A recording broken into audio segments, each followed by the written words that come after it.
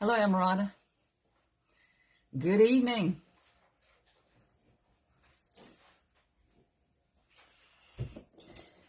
Tonight I'm drinking tea. Decaffeinated. Yeah, you can come out here and say hi.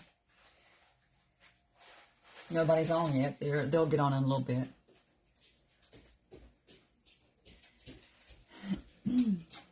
Hey, Tracy. Hey. You can get on. You can say hey. It's my daughter. She wants to say hello. Hi. Barbara. Tracy. See, somebody else is on.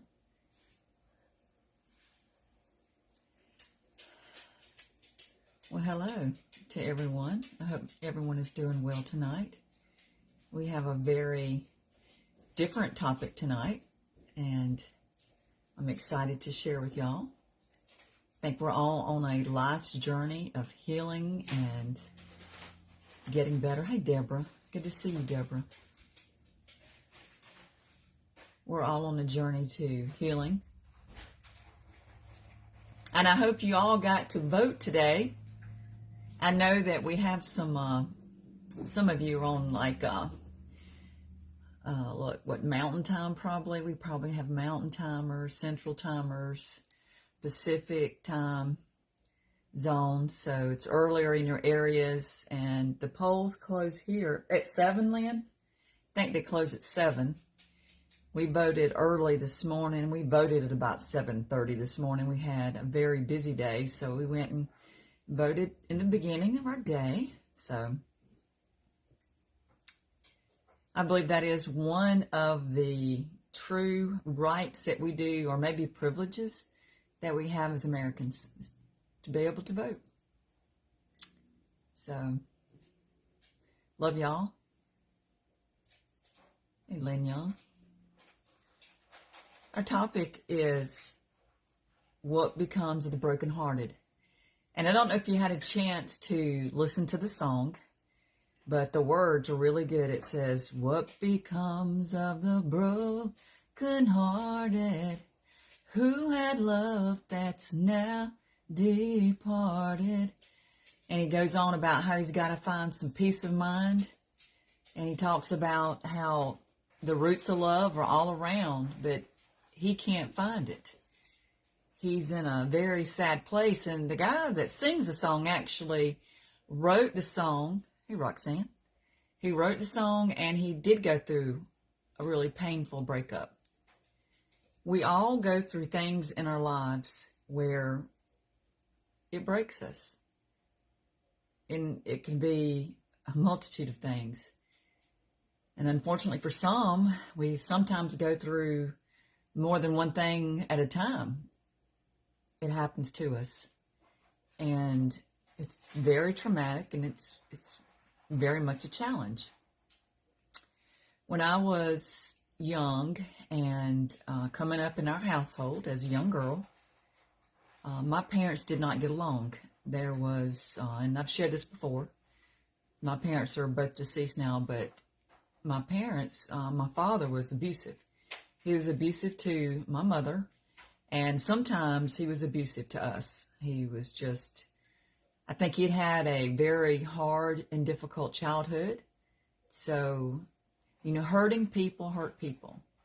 And I don't know that he ever really dealt with that till he got to his deathbed, and even then I don't know. But I think he did. I think he did finally deal with it, and I pray that he did. But I had to watch things that were heartbreaking. And when you're young and you can't make sense of it, and you can't escape it either, you don't know what to do. And you want to change it, you want to make it different, you want to make it better, but you feel powerless, as we all do sometimes, through things that we go through, that we have no choice, but we go through. And as a child, you really don't have a choice. You're just subject to that. So fast forward past childhood and get into the teenage years and start dating, and met someone and fell in love, or thought I did, maybe it was a puppy love, but ended up marrying very young, I was 18, and I know that I was looking for love and wanted to be loved, wanted to know what that was like. Also wanted to get out of the situation that we were in and not live like that, live a different way. I wanted to make it different. I wanted it to have a different life.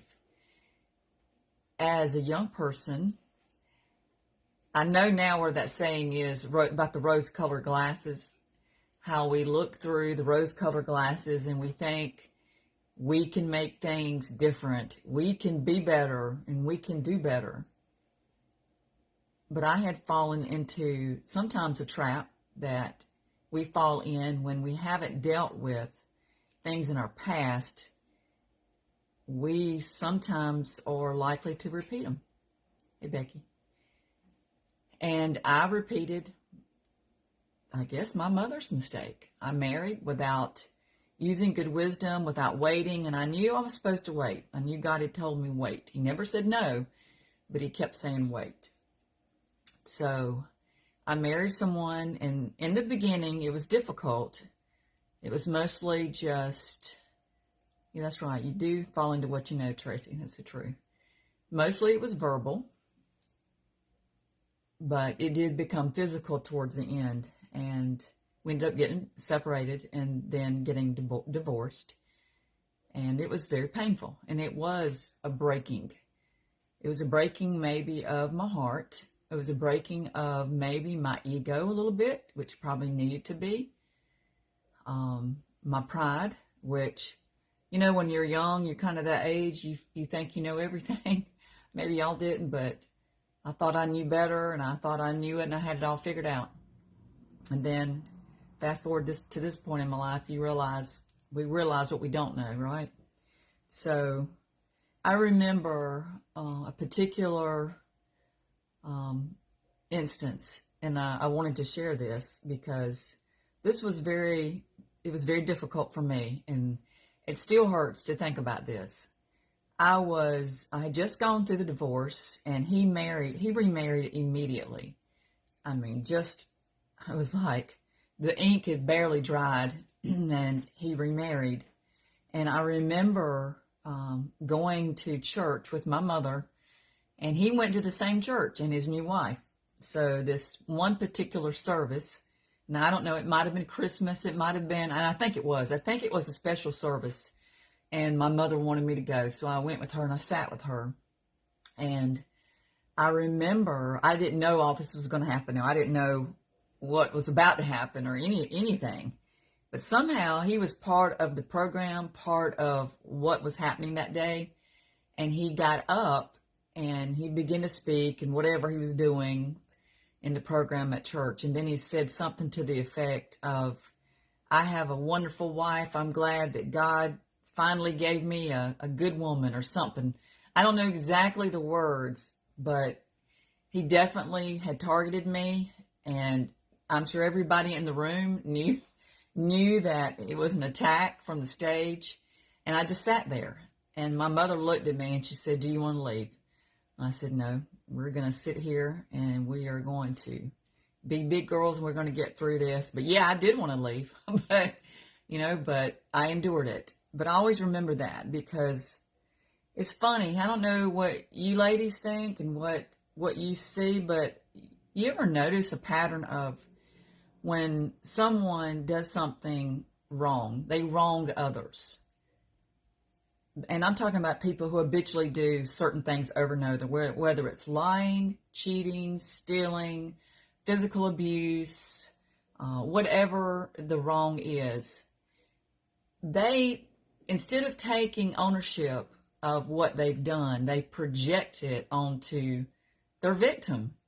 And that's exactly, what he had done. He had basically circulated stories about things I had done, and it was the very thing that he was doing.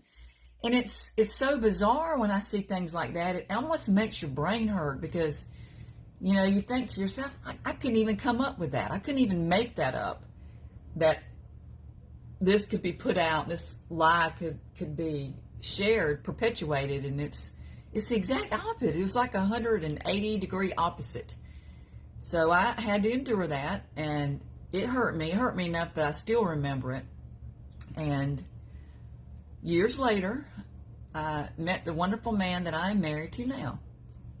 And I just want to share just how good God is, because God has not only a sense of humor, but he knows exactly how to right the wrong.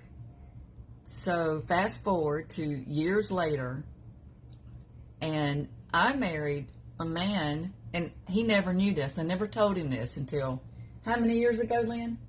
I mean, it was just recently. We've been married 30 years, and I just recently shared this with him.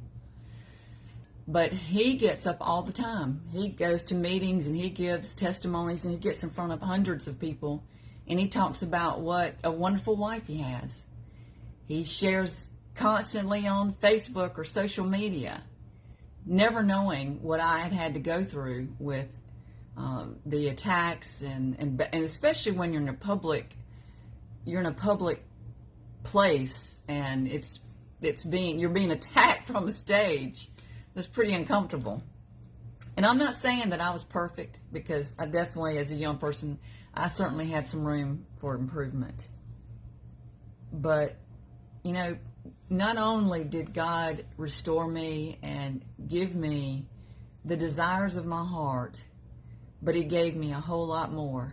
And I remember there was a time right between like the breakup, during the separation, when the divorce was going through. I was very angry.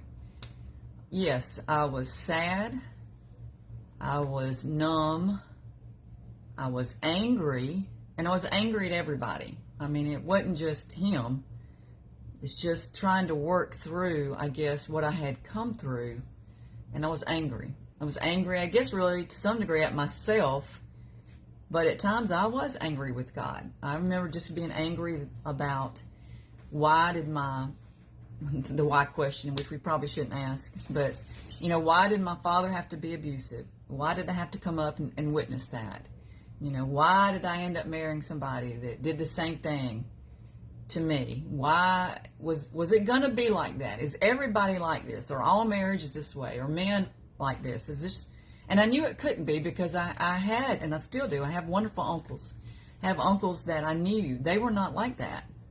And really, that was all I had to really give me some sort of hope that there was hope.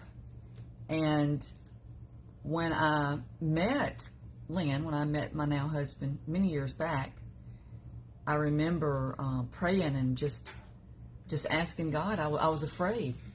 I was afraid to take that leap, to trust again, to hope again, to believe that he was a good guy and he would never hurt me. He would never hit me. He would never physically abuse me or abuse my children, because, you know, I had to witness that. And God told me, he actually talked to me, and he said, you know, Melanie, you take care of yourself. You don't have to worry about Lynn. That's what he actually told me, that. Because it was, when you go through things that life sometimes throws us, it can traumatize us, and it writes a story on our hearts. And it does break us to some degree. It puts little cracks in us, in our little hearts. I just wanted to share some of what I went through, because I know that I have a lot of ladies out here. You're struggling. You're hurting. Some of you are hurting because you've lost your spouse. You're going through divorce. Some of you have lost your parents. Some of you have even lost your children. And it is heartbreaking. During those years, right after I had gone through the separation and I was going through the divorce, and I was saying I was angry. I was angry at God, but there was something else that happened to me during that time. After I got over the initial shock of it all, that there was going to be a definite change in my life, that we got separated and he wanted me to come back, but I refused. There was no way. I knew that he was the way he was. He was not going to change, and I knew I had to make a change in my life. I had to go a different direction. So after I got over that initial, I guess, separation, the feeling of all that, I didn't cry. I quit crying. I did get angry, but I got hard. I got so hard, and really I was mean. I had a meanness to me that I just couldn't feel. I couldn't feel, I didn't feel sadness. And it's hard for me to describe it, so maybe you know what I'm talking about, maybe you don't, but hopefully you don't know what I'm talking about. But I got so hard because I refused to let anything get close to me. And I was only about 19, 20, 21, somewhere in there. I was very young. I refused to let anything get close to me again. But I noticed that after a few years of this, I couldn't feel. I got to where I couldn't feel anything. I had hardened my heart so much, and I had such a hardness, a crashness, that I couldn't feel happiness. I didn't have any happy feelings. I mean, I couldn't feel anything. And it started to scare me because I couldn't feel pain, but I couldn't feel joy. I ended up working a couple different jobs, and I remember this particular part-time job that I had. We had a clothing store near us. It was called the Body Shop. It was the coolest, had the coolest clothes. In the changing rooms, they had car doors. It was on the stalls where you went in to change. It was a really neat place, and I wanted to get a job there so I could get my clothes at a good price. But lo and behold, a young woman from Atlanta, Georgia had gotten moved to our area to manage the store.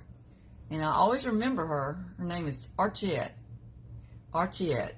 Tall, beautiful black woman. And Archiette was the youngest of several children. Her family was very spiritual. And I don't know, somehow I think she got my number. Archiette knew somehow what I was going through. And I don't know. I don't exactly know what she said or what she did, but she ministered to me. And I even remember one time all of us were working. Either we were getting ready to go to work or getting ready to leave, and she got us around the circle and prayed for us. You know, you don't see that much anymore, but I needed it. And that was the beginning of my heart softening. It was the beginning of my turning. I can remember times too, during that same period, I'd be driving. I had a little Honda Prelude. Anybody remember that? I had a little red Honda Prelude, and I can remember driving, and I could feel, hey babe, I can remember feeling God almost like He was in the back seat. It was just like I was angry and I was trying to run away, but He never left. He stayed there, and really it was as if I could feel Him over my shoulder. I could almost sense Him being there. Like, no matter what, I'm still here. I never leave you, no matter whether you like me or you don't like me. I'm sticking around. And He did. He stuck around. So my heart began to soften, and I vowed when I got the feeling back to my heart, that in my soul, whatever you want to call it, that I never wanted to feel that way again. I never wanted to become so hard, regardless of the heartbreak, the heartache, and Lord knows you go through it in this life. You go through things that do hurt. You have to witness things that you wish just didn't happen. But God does heal a broken heart, and really that's the only thing I can say. The answer to that song, go and read it, read the lyrics, listen to the song, What Becomes of the Brokenhearted, because He's searching. But really there is an answer, and there is only one answer that I know, and really that is God. I don't know what else can heal us, because I just feel like it's almost an impossible scenario without divine intervention. But thank goodness I had divine intervention, and I still do. And he's still around. And he restores. Both of my children, my daughter, she's on Ammirata, and I hope she doesn't mind me sharing this, but both of my children were born hearing impaired. That was another real blow to me and my husband that we had to overcome. We didn't know how to take care of those children. We didn't know what to do. We were getting different advice that really you don't want to hear. And things like there's special schools, or they'll be able to learn sign language, or all these things. And meanwhile, as a parent, you're thinking, will they ever hear me say I love you? You know? Will they ever be able to say mama, daddy? Those things. But my husband said, he said, you know what? Somehow our kids are going to hear and they're going to talk. And today, my children both hear and they talk. They are hearing impaired. They wear hearing devices. My son won a speech contest. Now, he's pretty much deaf. He wears a cochlear implant, and he was just, he's just gotten his third cochlear implant just recently. But he won a speech contest. My daughter attends a university, and she goes in regular classrooms. She gets up in speech. She does speech. She does everything. You would never know it. She has long hair like me, so it covers a hearing aid. So most people, they don't even know it unless she tells them. Or she's got her hair back. And even then, I don't know if they, from listening to her speech and talking to her, she's able to hear. And she's definitely going to tell you how she feels. But I couldn't do these things on my own. I didn't know how it's going to turn out at the beginning of the story. I didn't know what kind of happy ending I was going to have. But really, I hadn't had an ending. I just had a happy journey. It is happy. And you know what? Even sometimes those little down times that we have, they're kind of blue. It makes the ups be so much sweeter. Not that I want any of us to go through any of that. But I know you all have your stories, right? You're out here and you're able to hopefully share with this group. And I've seen some really great posts this week. I love it when you guys engage with one another, because we all need it. I need it. I need to hear from y'all. I want to see that you're overcoming, because you're overcomers. That's what this group is about. It's not just that we have struggles, but it's how we're overcoming our struggles, what we're doing to make it, because you are going to make it. You're going to make it. I'm going to make it. And sometimes it's a little messy and it's a little nasty. You know, it's a little rough, but we get through. And we don't just get by. No, we get over it. We come through it. And it makes us stronger, but in a different way. Not hard, because we don't want to be hard. You don't want to have that kind of hardness like I had. You want to have a tender heart, a heart that can be broken, but a heart that can love and that can show love and be love when it needs to be. And even sometimes it has to be tough when it needs to be. That's still love. As a parent, we have to be tough sometimes. Our love does have to be tough. Or especially when you're dealing with addictions. And I'm sure there's enough people in this group that probably have family members that are going through types of addictions. I see it so much. And I have people around me that are overcoming. They're in the midst of overcoming addictions. So sometimes that does take some tough love, doesn't it? So, ladies, you are overcomers. And I feel pretty safe to say most of you have been heartbroken at some point in your life. And it's probably a varied degree of it. And you may have been heartbroken several times. And some of us, I'm sure we have. We have different things. But sometimes I think it takes a little bit of, I'm not sure breaking is the word, but I know I had a lot of rough edges. I was like one of them rocks that needed to be kind of in the river, where the river could kind of smooth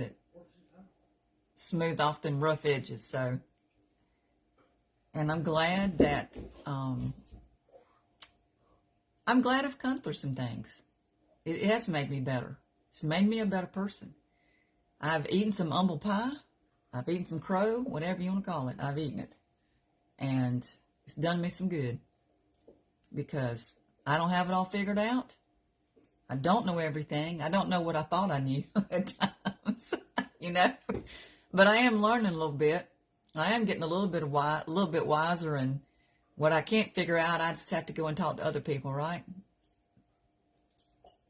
So, listen, we can do it, but we can't really do it alone. It takes being surrounded by others, help us, and really it takes God. There's a verse in, Liam, what's that verse you gave me about Isaiah 61? Isaiah 61. 61:1 or something like that? Go and look that up, y'all. 61:1, 2, and 3. That he came to heal the brokenhearted. It's in Isaiah, but it was repeated again in the Old Testament by Jesus. In Luke. In Luke. Okay, in Luke. That's Isaiah. Right, starting in Isaiah, but it's repeated in Luke by Jesus. Yeah. But go and look that verse up and read that. And Isaiah 61:1. 61:1. Okay. That's right, Barbara. Don't give up. We can't give up. Hey, listen, I'm going to tell you, there's things I'm doing, y'all, right now. I don't know what the heck I'm doing sometimes. But I just keep trying. And sometimes I think, what am I doing? But I just keep taking a step. If you can't do anything else, but just take a step. All right, Tracy, it's Isaiah 61:1. And it's Luke. I don't know where it's at in Luke. Jesus said it again in Luke. Do you know where it is in Luke, Lynn? Yeah, Luke. I'll look it up. Luke 4. Luke chapter 4. I'm looking it up. He's looking it up for me. It might have been when Jesus was in the synagogue and he was reading out of Isaiah. I can't remember. You'll have to go back and see the context, so I apologize. But I know it is repeated in the New Testament. The same scripture is read. Luke chapter 4, verse 18. All right, Luke 4:18.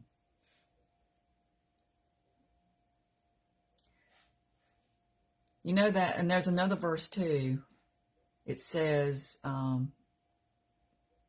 his strength is made perfect in my weakness. Because, you know what? Sometimes we are weak. That's in Thank 2 you, Angel. Corinthians chapter 12. And that's 2 Corinthians chapter 12. My Bible man's telling me. Because just like it takes a village to raise the children, you've heard that phrase. Man, it takes a tribe to make it through life. It does. So surround yourself, especially if you're going through some sort of brokenness right now. Surround yourself with people who are encouraging and cut out the ones that are discouraging. Just try to get them muted out of your life some sort of way.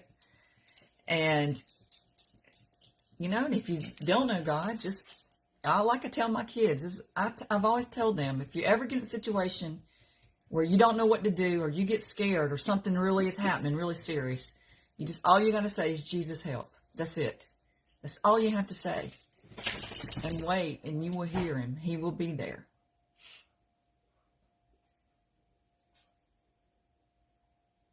Yeah, I know. Listen, Deborah, that's not true. I'm 57, and it's not too late. It's never too late. My mother always says, as long as you got breath in your body, it's time. Time to make some changes. As long as there's breath, there's still life. And there's still hope. That's right. It's never too late. I think Mother Teresa, I believe she started her ministry in her 60s. So who knows? Who knows what's ahead of us? And there are other people, they didn't get started until their 60s or 70s. It's never too late. You girls have got this. I appreciate the way that you have loved on each other and your engagement this week. I really appreciate it. And we all need each other because we can't do life alone. And you don't want to do life alone. It's boring. That's miserable, right? Mary Kay. Okay, Jenny. Yeah, Mary Kay got started. I remember that. And Mary Kay was relentless with trying to find a way to make money, too, and what she was doing. So, Colonel Sanders. That's right. Thank you, Gina Lynn. Gina, are you still in Nashville?